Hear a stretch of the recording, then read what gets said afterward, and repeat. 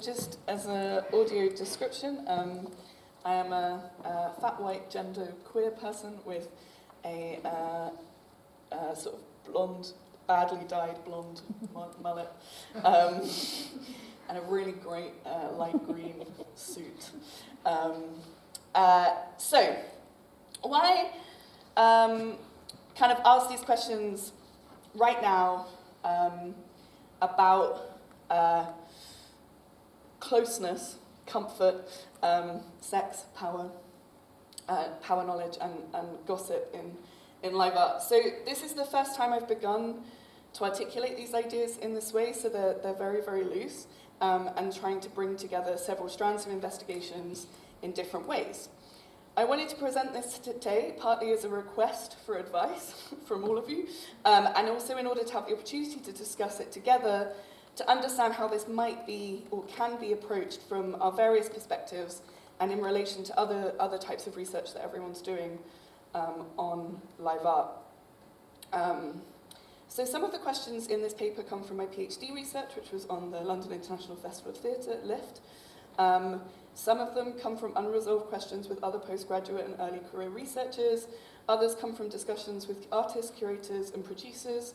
And also, some are coming in terms of forming ideas for my current research, or current future developing research on queer nightlife performance and how queer relationality is developed through ideas of collective effervescence. Some of this upcoming research I'm doing collaboratively with Simon James Holton, I was going to give you a full name, Simon James Holton, who is a final year PhD student here at University of Glasgow. And in the spirit of this paper, it is important to recognise that we share crossovers in research, partly because we've been close friends for nearly a decade, but also we've been such close friends for such a long time because we share these intellectual curiosities. I feel like maybe if our research was really different or we had different interests, we might not still be friends. Maybe that's quite a negative thing to say, but I feel it very joyously and positively.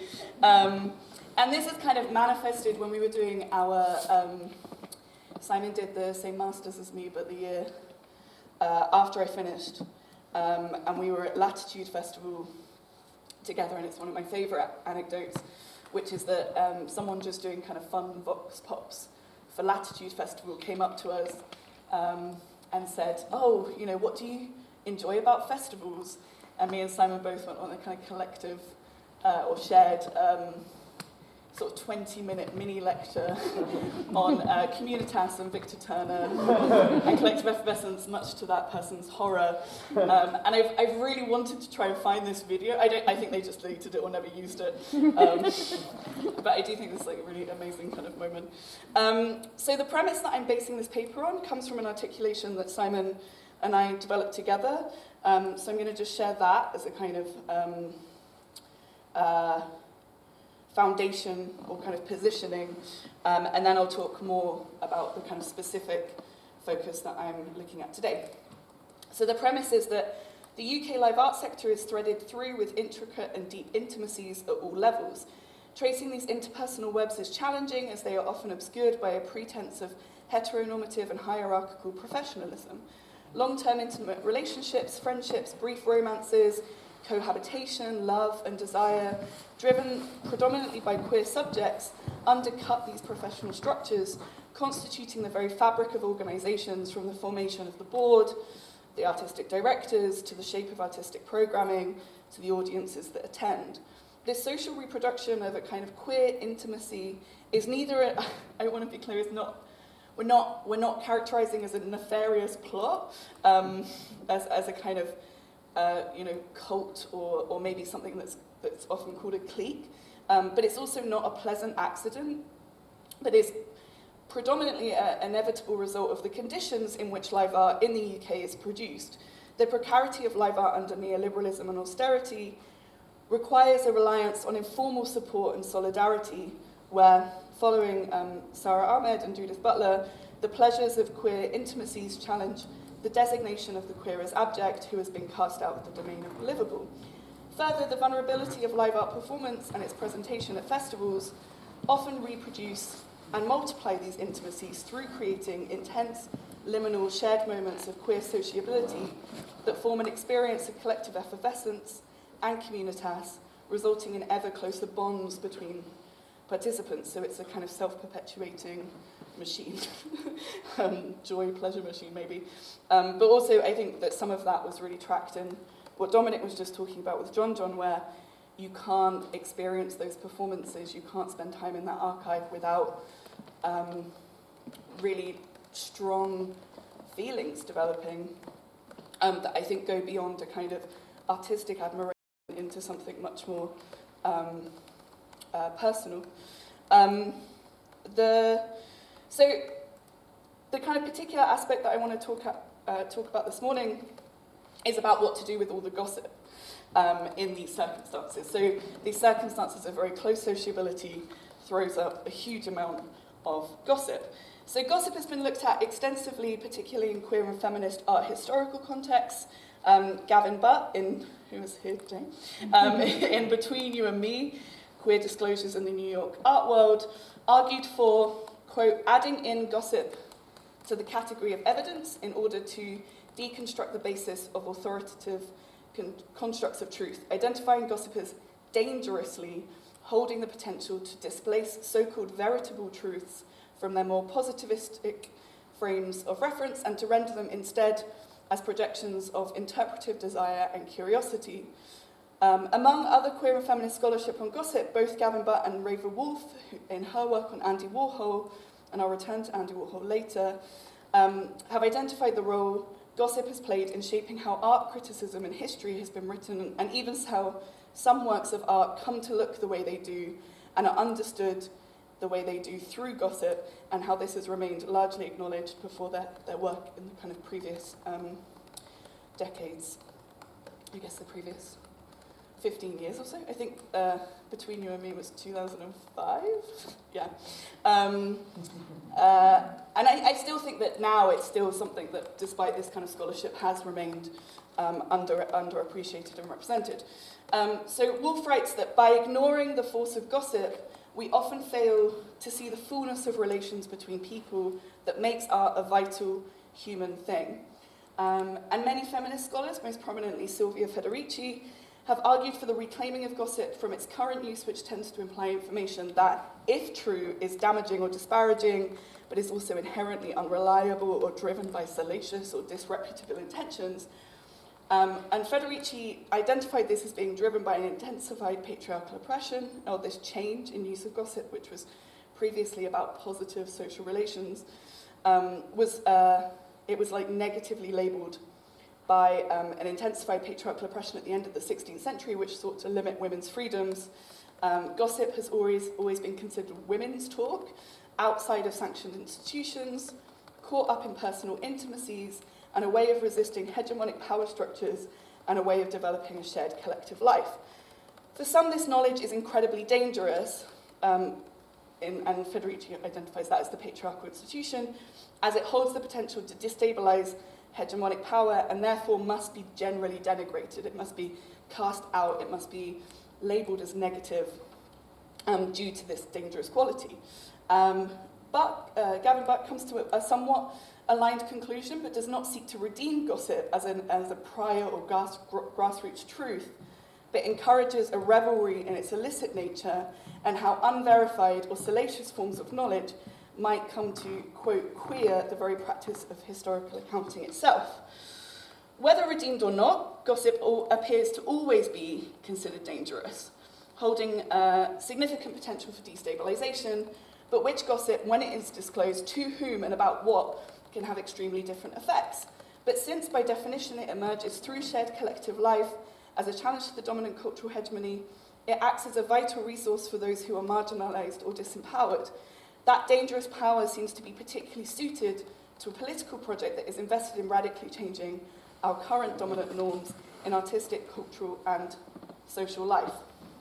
Therefore, beyond treating gossip as historical material or something we discover in the archive, how does gossip work when it's not about filling in these gaps in the archive, but is the main or key material that we accrue when researching communities, the functioning sectors of the present day, areas of work, relationships, friendships, fucking and love that we are all deeply embedded in as scholars. I mean, I may be making some presumptions or disclosing more than I want to, but I hope that some of those have been made available to you at some point, and if not, we can chat later. I'll hook you on.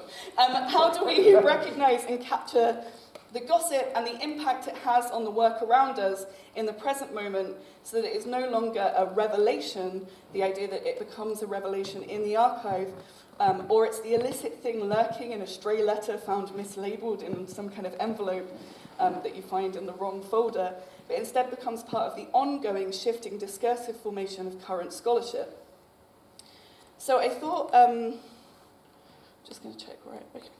I thought about this a lot when writing my thesis on Lift, which aspects of information that were shared in interviews, revelations of interpersonal tensions, historical mismanagement, romances, and even archival evidence of happy tutorial accidents that had then been subsequently narrativized as intentional strokes of genius, which happened like so much. And then this became even sharper because my thesis follows from the whole 40 years of Lift.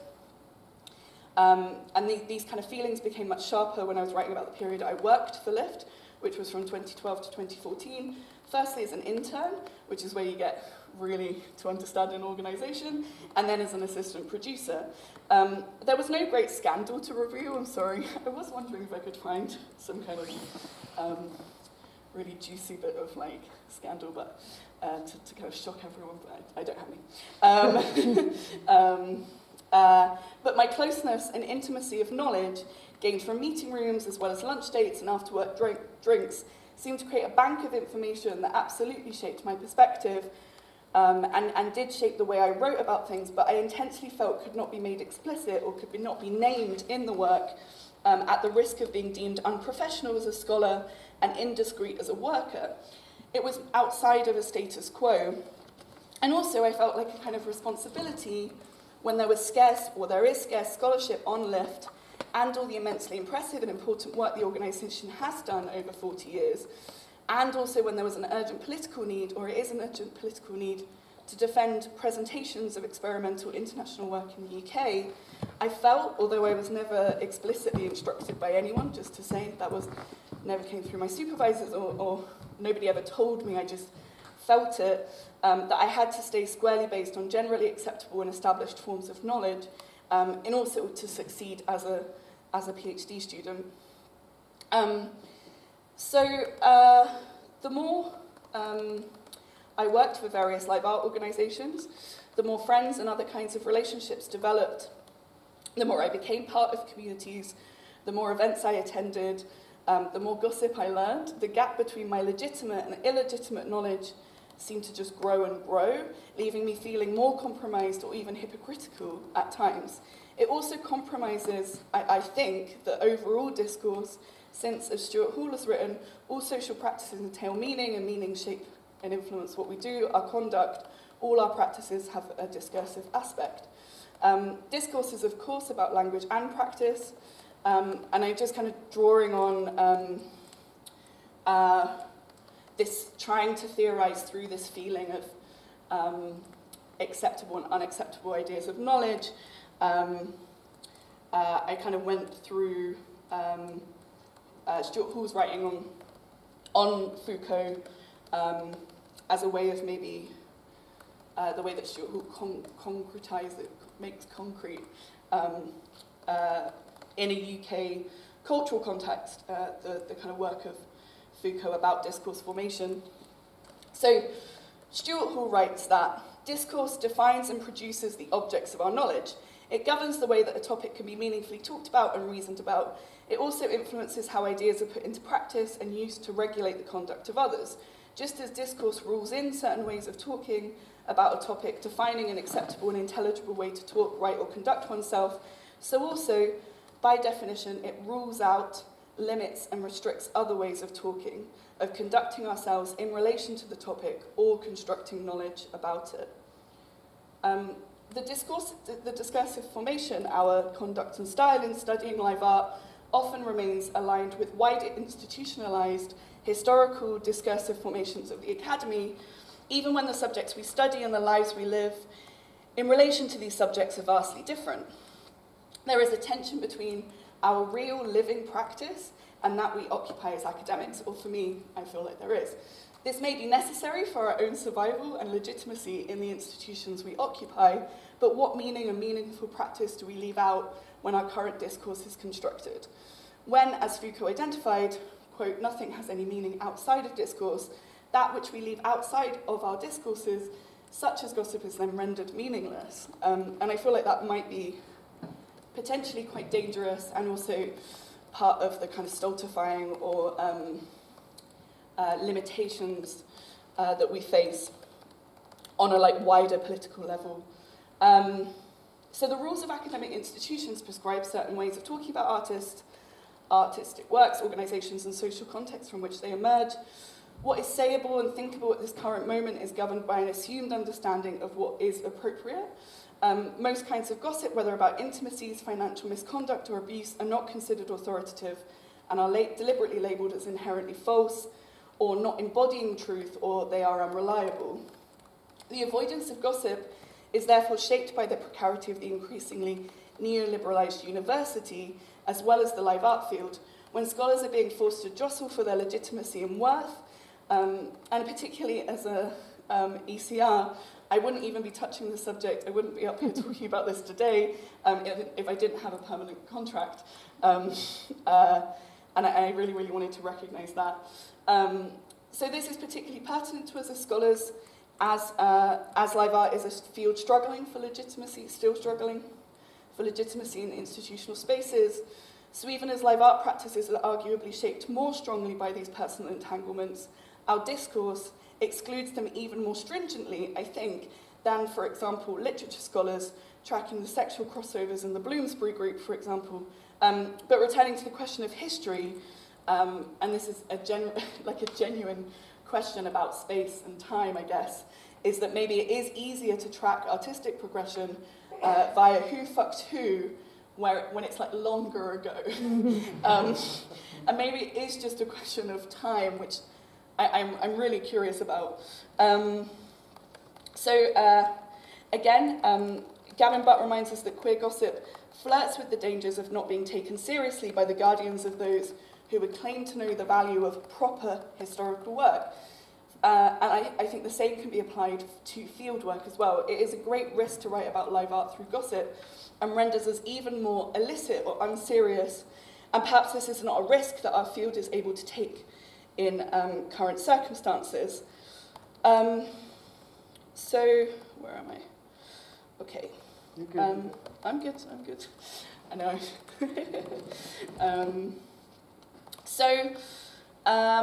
There's also a note that perhaps recognising how compromised and influenced we are by romantic, sexual, affectionate or even abusive relationships in live art sector is too close for the academic institution to handle when it works so hard to convince us that those relationships do not shape all the practices which are conducted with, or the way that the university itself is constantly run. I think it has a kind of epistemological threat to the notion of the academy, and it's retaining a kind of power structure.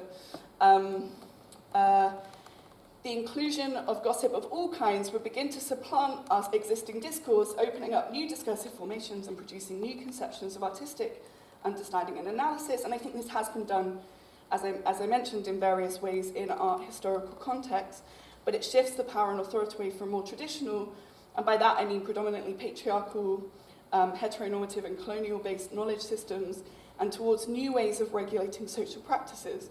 The application and effectiveness of the power knowledge, the two can't be separated or shouldn't be separated necessarily, is important, according to Foucault, than the question of its truth. As Stuart Hall summarised, knowledge linked to power not only assumes the authority of the truth, but has the power to make itself true. Particularly focusing on gossip as a queer and feminised form of knowledge production, this is knowledge linked to our powerlessness, or one which is deliberately kept out of legitimating institutions in order to reinforce its untrustworthiness or truthlessness, even when it is demonstrably factual. So I have a lot more evidence to things that are considered gossip, I think, than sometimes I do to things that are like legitimate forms of knowledge, but it's not really linked to evidence necessarily, it's linked to the way that this knowledge is labelled. When published, our work has real effects, when published as scholars, our work has real effects and can make gossip become true, and with that, which we have left out, can therefore become untrue, reduced to rumour, or entirely forgotten. So I wanted to think about what the vision is, reflecting on some of these kind of thoughts. So this is a kind of bullet point list of some fragmented thoughts and questions quite directly that I wanted to share. So, 1, I have no desire for this regulation of social practices to move towards a regulation of fear of intimacy, or to embark on a new era of prudishness where live art events move towards stiff fears of getting off with each other in case it gets published in Contemporary Theatre Review's back pages in the following months. But what would happen if the major theatre and performance journals ran gossip columns? I think it would be a great idea. 3, even now delivering this paper, I cut a lot out because I don't really understand how libel and defamation works in the UK. I'm curious to know if any scholars have faced these legal processes before, and maybe discussing some of the notion of how we, especially when writing about people who are living and working alongside us, how we navigate that. And I think there's some really, perhaps some interesting connections to Bryony's research about legal structures and live art research. 4, if I have the written recorded testimonies of nearly a dozen women and non-binary people who have been abused or sexually harassed by a man who currently works as an artist in live art, shouldn't I use my platform as an academic to make that knowledge public? What do I risk? What would I risk in doing that? 5, if when doing my research, I witness abuse firsthand, shouldn't I be considered a reliable enough eyewitness, a reliable enough witness to publish about that as part of my critical engagement? What additional evidence should I need to provide in order to write about that? 6, should we always ask for consent before including details of a living artist's private life in our analysis of their work? So also the potential for abuse, our disclosures becoming potentially, I guess, this idea of non-consensual. Do we have to wait for the gossip to become established knowledge through other means before we can write to it, or do we have to wait for them to die? I didn't actually label these, so I was trying to remember the numbers off the top of my head. So I think 7. If we all know, or at least everyone knows, that an organisation closed due to catastrophic financial mismanagement, shouldn't that be written about explicitly, at the very least, in order to provide pragmatic guidance for future arts management practices? Like, don't we have a responsibility to speak about that openly for the survival of our current field? And finally, our reluctance to include, critique and fully contextualise has led to a current murky mock Puritanism, where we are reluctant to name the influence of enthusiastically consensual, joyous, life-enhancing social relationships, whether they are friendships, sex or romance, but this also leads to a not naming of abusive or damaging ones or careless ones too, and ends up equating all of these actions into a shadowy kind of personal life that is supposed to have no place in the discourse. And I don't know how we balance talking about both of those in our kind of critical understanding of how everything is positioned in the field in relation to each other. So, finally, I just want to, there's one kind of intervention that I made into some of these ideas very, very, without much thought really, in 2019 at Fierce Festival. So, gossip is undeniably bountiful in fieldwork. And as part of my curiosity about the knowledge production in the in-between sociality of a live art event, I conducted an uncomfortable and incredibly morally and ethically questionable experiment at Fierce Festival in 2019. This was part of my role as thinker in residence, but was conducted without the knowledge or permission of any of the staff at Fierce, I also did it without the knowledge or permission of any of my dearest friends or respected colleagues who were there. I think this was necessary in order for what I wanted to do. I'm now saying that out loud. It probably wasn't necessary, but it was a thing I wanted to do. And at the time, I was not attached to any institution officially, so again, there's a kind of permanency that gives me permission, but also at the time, I didn't have any contract, so I didn't feel tied to any institutional ethical procedures in terms of research, which I think I would now do, that I'm on contract, where I feel responsibility to my institution, but I would love to discuss this more in general. So, what did I do? I realised that I kind of buried the lead there in a way that perhaps feels, maybe I'll just leave it there, just to imagine what I did. So I was inspired to follow in the profoundly ethically questionable footsteps of Andy Warhol, and I surreptitiously audio recorded around 50% of my time at the festival on my phone. So this meant that every conversation I had with everyone, I would say it wasn't, sometimes my phone died and sometimes everything was too loud to record, but nearly all of the kind of social conversations that I was having people, or when people were talking to me, I was recording them. And there was a little bit of like me trying to talk to people who I wouldn't usually talk to and going up and asking them about the work, but nobody knew that they were being recorded. As may have become apparent, like Warhol, I have a very serious fascination with what goes on around the art as much as what happens during the art.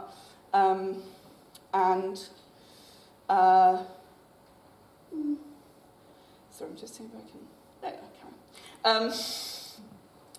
can. In my thesis, I was particularly focused on how the curatorial decisions in festival organisations and the funding policies which influence them shape the event, which then gives a particular context to all the work contained in the festival. Since then, my focus has shifted to how audiences discursively create context for the work in their real-time interactions with each other. Shared opinions on work spread quickly and influence the reaction. Behaviour is reported on quickly, so everyone is kind of monitoring people's behaviours. I don't think that's a particularly negative thing, but it's quite an exciting thing often. And gossip is folded into the way work is received and discussed with that astonishing speedy way the grapevine works with anything juicy. This is the deep connection central to someone like Frank O'Hara's art criticism, which connected gossip, what he kind of thought of someone, the knowledge, the extra artistic knowledge he knew about someone, and the aesthetic judgment, which is what he thought of someone's work. Again, I think this is a thing that we don't acknowledge that much, but it really does, to me, seem apparent that it shapes the reception and discussions of artistic works in a way that maybe it shouldn't, but maybe we should also start by recognising that it does. This is much more apparent at a festival such as Fierce, when the audience moves in loose configurations around a fairly small city in a condensed time period. Buzzcut Festival here in Glasgow epitomised, I think, this kind of flow of knowledge, additionally due to the fact that artists would be hosted in other artists' homes, so the chit-chat never stopped, and the attempts at non-hierarchical organisation, and because from 2015 the festival was focused on the social hub of the main hall at the Pearce Institute in Govan, which meant the kind of discourse was, or the conversation, the gossip, the knowledge, the kind of watching each other, the flirting was just constant. Like, it just didn't seem to ever stop for the whole kind of 4 days of the festival in quite an intense way. So the idea to audio record my first experience was partly based on the process of like the letter A novel, which is by Warhol, a work composed entirely of recorded speech in 1965, 66, and 67, so in 3 sessions in those years, which celebrated gossip and idle chatter between people. And I really hope that this also celebrates that kind of space of the festival and catches people what they like actually say and how they say it. For me, it was about understanding how the blunt, honest, shared, confused, jumbled, shared speech creates a web of discursive meaning that is usually only recorded once these reactions have been professionalized, filtered, and fixed. So, as one kind of ethical, or trying to sort of defend myself here, that I've never shared these recordings with anyone else. I have them locked in a password-protected file and have been transcribing them all personally, anonymizing and deleting them as I go to create a kind of flow of unattributed dialogue. So people might recognize themselves, but and perhaps you would, again, if you're inside the kind of knowledge, you might guess who people are, but you cannot. People are not identifiable explicitly. And I'm not at ease with this process, as you can maybe tell, but I do find it really exciting. So this is probably going to be published with Fierce, with a long kind of introduction by me that maybe apologizes and then sees what happens. But I wanted to just give you a quick taste. So this is the kind of opening, the scene one of the festival, which was on Tuesday the 15th of October 2019, and was recorded on the bus, which was taking us from Birmingham, from Digbeth in Birmingham to Warwick Arts Centre to see shows there. So I asked Simon to help me perform this kind of snatch of dialogue. Did you want to do A or X? I'll do A.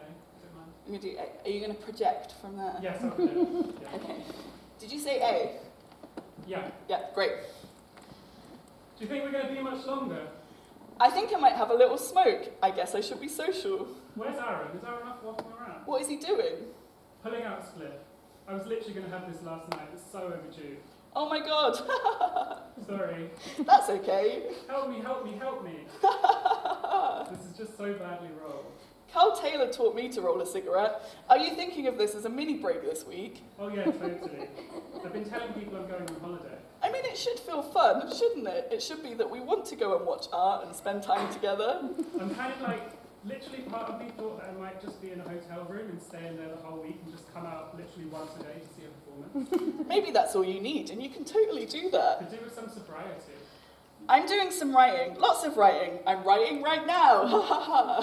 Maybe I'm going to write about this conversation. I don't know how much I'm going to write about the shows. I think I'm going to try and write about all the bits between the shows. Don't drop me in it. I won't drop anyone in it. I won't drop you in it.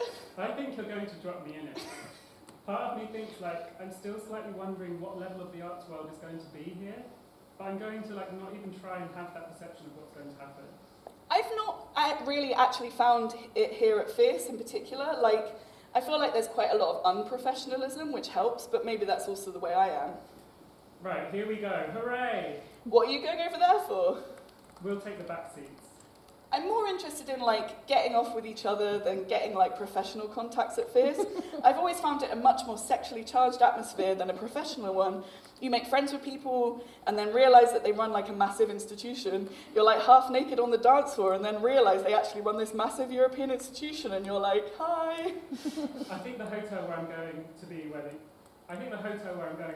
the orgy happens. Ha ha ha. Last time it was at the Backpackers Hostel. All of us packed in a tiny room, all of us doing balloons at like 5 a.m. What time will we get back? So there's a selection from my new play. And actually it was interesting, I was doing quite a lot of the transcription during, it felt like a quite uncomfortable and strange process, and then I started doing a lot of it during lockdown. It actually became like really nostalgic, and it felt like being a child and sort of playing out, going to a festival with my like remember when I was with my friends and we all hung out. So yeah, it's a strange process. So just as some kind of offer of a conclusion, thanks Simon by the way. Just as a conclusion, some kind of offer of a concluding note. Was just to reiterate a point made by Eve Kofosky-Sedgwick in Epistemology of the Closet. This is quite a long quote, but here. It is probably people with the experience of oppression or subordination who have most need to know it. And I take the precious, devalued arts of gossip, immemorably associated in European thought with servants, with effeminate and gay men, with all women, to have to do not even so much with the transmission of necessary news as with the refinement of the necessary skills for making, testing, and using unrationalised and provisional hypotheses about what kinds of people there are to be found in one's world. So any histories of dispossessed, oppressed, underrepresented and subordinated rhetorics may turn to gossip for challenging and navigating those normative epistemologies and notions of historical materials and methods that have constrained previously or currently constrained knowledge making. I want to know how to do this kindly and with integrity, while also acknowledging that almost every decision that I know of that's ever made in the UK live art sector is made or at least judged based on current flows of gossip. Thank you.